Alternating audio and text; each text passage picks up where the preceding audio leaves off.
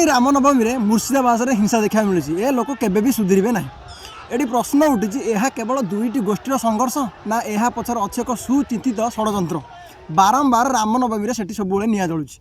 आज मुझे सत कहि जहाँ हुए तो कौन सी बड़ न्यूज एजेन्सी कहू न था।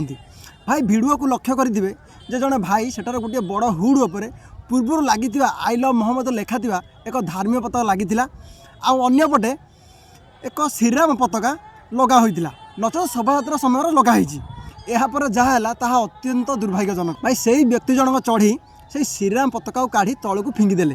अन्य पक्षर लोक मैंने आसी लगी आई लव मोहम्मद पताका को उफाड़ीदेले एवं जोर जबरदस्त भगवा पताका लगईदेले। भाई गोटे पर गोटे पताका कढ़ाला फोपाड़ा आ से उत्तेजना देखु देखु भाई पत्थर माड़ निआ एवं हिंसार रूप नेला। सब आश्चर्य कथा कौन जानती किसी चाटुकारिता माने कौन भावती से अंशटी को देखा जो भगवा पताका कढ़ाई आउ किसी चाटुकारिता माने देखा आई लव मोहम्मद पताका कढ़ाई फोपड़ा। भाई सोशल मीडिया रे यही प्रोपागंडा कहाँपाई जड़े साधारण नागरिक भाव कौन पूरा घटना जानिबार तार अधिकार नहीं। भाई मोर अनुरोध सोशल मीडिया रे देखुथिबा अधा अधूरा वीडियो को देखी निजर मन भितर घृणा पालतु नहीं। शांति बजाय रखंतु कारण हिंसार कहार भी लाभ हुएनी।